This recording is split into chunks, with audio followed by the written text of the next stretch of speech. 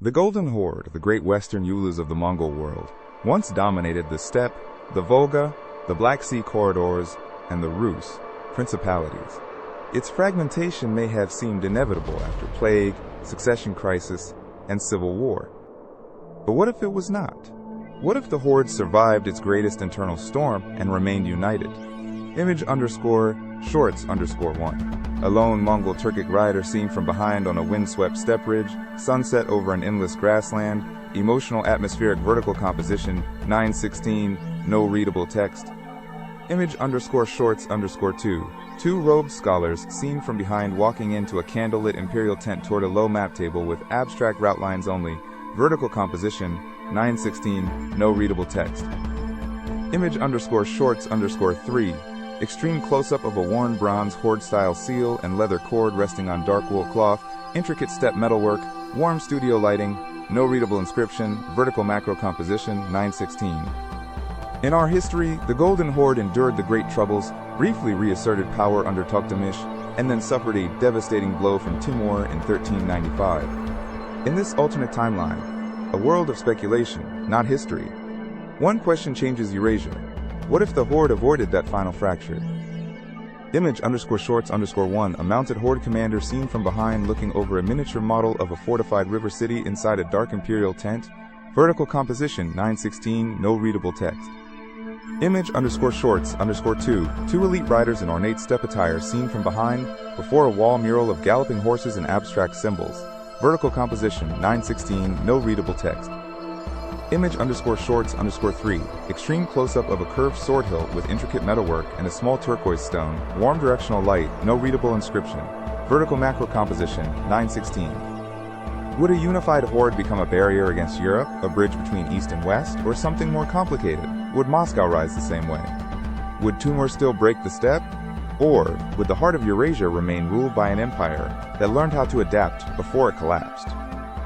Image_shorts_1. A lone warrior on horseback seen from behind riding across open grassland toward a distant river city at golden hour. Vertical composition, 916, no readable text. Image_shorts_2. Two cloaked figures seen from behind walking down a narrow medieval street toward a glowing arched caravanserai entrance. Vertical composition, 916, no readable text. Image_shorts_3. Extreme close-up of rough silk banner fabric with subtle golden threads and abstract steppe motifs, no readable text. Vertical macro composition, 916. Our story begins in the mid-14th century, during the Golden Horde's great troubles. Khans rose and fell quickly. Emirs fought for influence, and regional powers tested the limits of central authority. The empire did not collapse in one moment. It weakened through repeated fractures. In this alternate timeline, a fictional unifier emerges, Khan Arslan Beg, a Jochid claimant raised among the Volga elites, but trusted by key steppe commanders. He is not a fantasy savior. He is a political survivor who understands that the Horde will either centralize or be carved apart by its own princes. Arslan Beg consolidates power by bargaining as much as fighting. Rival emirs are granted defined offices, frontier clans receive controlled privileges, and rebellious claimants are isolated through alliances before battle becomes necessary. The Golden Horde does not become peaceful, it becomes governable. With the succession crisis contained, Arslan Beg turns toward the Rus, principalities. Moscow had grown bolder during Horde instability, testing tribute obligations and imagining a future beyond Sarai. The new Khan knows that if Moscow escapes, the entire Western order will unravel. The campaign echoes Toktamish's historical 1382 assault on Moscow, but here the result becomes more permanent. The city is forced back into obedience, not simply punished. Its prince survives only by accepting denser Horde supervision and a narrower political future. The shock spreads across Eastern Europe.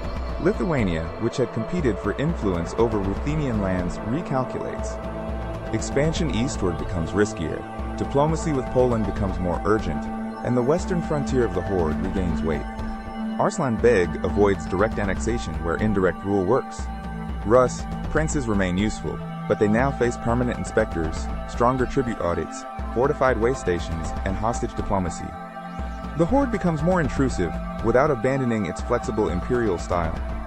The Crimea, Lower Volga, and Caucasus routes are tightened next. The goal is not endless conquest. It is control of choke points, ports, caravan roads, river crossings, and tribute corridors. The Golden Horde begins rebuilding itself around movement, taxation, and logistics.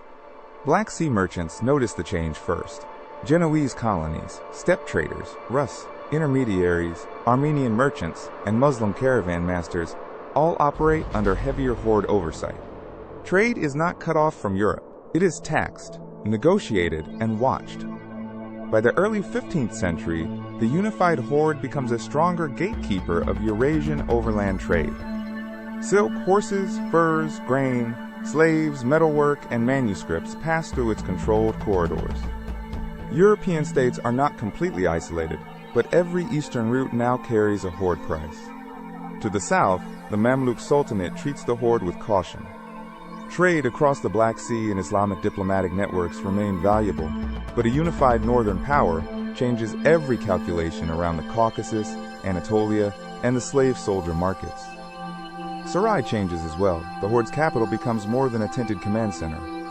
Brick caravanserai, mosques, workshops, courts, and river markets turn it into an imperial city shaped by Mongol aristocracy, Kipchak Turkic culture, Islamic scholarship, and Volga commerce. This administrative evolution matters because a greater threat is rising in the east. Emir Timur still expands across Central Asia. He still dreams in terms of empire, legitimacy, and conquest. But this time, he does not face a weakened steppe rival. He faces a horde that has learned from its wounds. Arslan Beg's successors prepare for the confrontation they know will come. They fortify river crossings, stockpile grain near the Volga and Don, bind Caucasus allies more tightly, and create relay networks so armies can move without starving themselves. Limited gunpowder specialists also enter horde service through trade and contact across Eurasia. But these weapons are not magic. They serve as signal explosives, fire devices, and psychological tools. The real strength of the horde remains command unity, terrain, mobility, and supply. The year is 1395. In our history, Timur's victory at the Terek River broke Tokhtamesh's power and devastated the Golden Horde cities. In this timeline, the armies still meet near the northern Caucasus, but the horde has not arrived, divided, exhausted, and improvised. The horde is led by Khan Sarik Beg, a fictional successor of Arslan Beg's centralizing order. His army includes steppe cavalry, Kipchak allies, Caucasus contingents, Rus, levies, and fortified supply trains. It is not simply a raid force. It is an imperial army built to endure. Timur's forces remain formidable. Their discipline, speed, and experience have broken enemies across Asia. The horde commanders know that a direct contest of pride would be fatal. They must deny Timur the clean, decisive battle he prefers. The first day is a test of patience. Horde cavalry refuses to overcommit, drawing Timurid units toward river bends, low ground, and fortified wagon lines. Timur sees resistance, but not yet the trap. On the second day, the terrain begins to matter. Caucasus allies hold narrow approaches. Rus, levies defend supply points. Steppe riders strike and withdraw, not to win glory, but to stretch Timur's formations, until their coordination weakens. At night, the battle becomes a war of nerves. Signal fires burn along the river. Small gunpowder flashes and drums confuse the darkness, while fresh horde units quietly shift behind the line. Timur scouts report movement everywhere, but certainty nowhere. Pausing though, as, on the third morning, Sarik Beg commits the reserve. Horde heavy cavalry and allied steppe riders strike the exposed flank as infantry and wagon defenses hold the center. The move is not miraculous. It is the result of preparation, logistics, and restraint. Timur's army does not collapse instantly. It bends, reforms, and fights with terrifying discipline. But the horde has denied it momentum. The great conqueror is forced to withdraw before victory becomes disaster. His invasion has failed to break the Golden Horde. The victory is costly but transformative. The horde survives the trial that once shattered it. Sarai is not destroyed. The Volga cities are not empty. The Black Sea trade corridors remain intact. A different Eurasia begins. News travels west and east.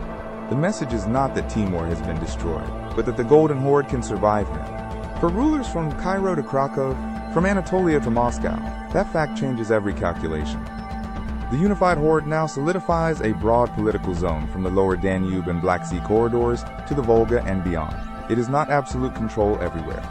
It is layered power, tribute, garrisons, trade privileges, dynastic hostages, and negotiated autonomy.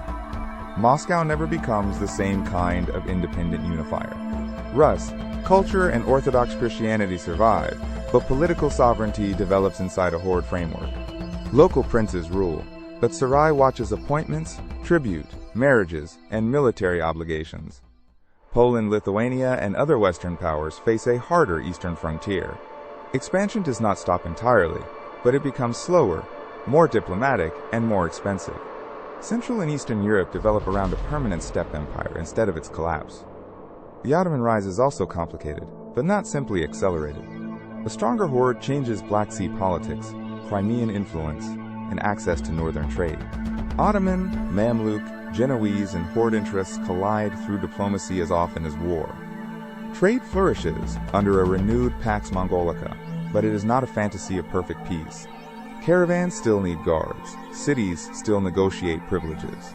Yet the Silk Road remains more secure than in our world, with Sarai acting as one of Eurasia's great clearinghouses. The empire becomes more multi-ethnic and multi-religious over time. Islam remains central to court culture, but Orthodox Christians, Armenian merchants, steppe clans, Turkic townspeople, and other communities coexist through negotiated rights and imperial necessity. The military adapts carefully. Cavalry remains the symbol of the horde, but fortified camps, engineers, siege specialists, and limited gunpowder units become part of imperial practice. The horde does not abandon the steppe, it adds tools to it. Scholarship grows in the imperial cities. Astronomers, physicians, jurists, translators, and accountants work in libraries and courts where Islamic learning, Turkic speech, Mongol political tradition, and local knowledge intersect. Along the Volga and Don, new cities rise. Their architecture is not purely Mongol, not purely Persian, not purely Rus, but something imperial and hybrid. Caravanserais, mosques, timber districts, river docks, workshops, and administrative courts. Kipchak Turkic court and trade speech expands across the empire, while Mongol elite memory survives in titles, law, military prestige, and origin myths. Rus, Armenian, Persian, and other languages continue locally. The horde's identity is layered, not uniform. A multipolar Eurasia takes shape. Ming China, the Timurid world, the Mamluks, the Ottomans, European kingdoms, and the Golden Horde all exist within a shifting balance. No single power owns the continent's future. The age of discovery still comes, but under different pressures. European states look to the Atlantic for wealth, religion, rivalry, and trade, while the eastern land routes remain guarded by a powerful steppe empire that cannot be ignored. By the early modern era, the horde is no longer only a cavalry empire. It is a confederated imperial state of cities, steppe clans, river merchants, religious courts, and military households. Its endurance depends on adaptation, not frozen tradition. Its survival does not erase conflict. Frontier wars, succession debates, religious bargaining, and regional revolts still shape the centuries. But the empire now possesses institutions strong enough to absorb crisis without instantly breaking apart. So what if the Golden Horde never fractured? Russia might not rise in the same form. Eastern Europe might develop under a permanent steppe shadow. Eurasian trade might remain more connected. And the border between East and West might become less a line and more a living imperial corridor. Every empire has a story history forgot. This has been Historic's Vault. More are coming. Subscribe so you do not miss the next one.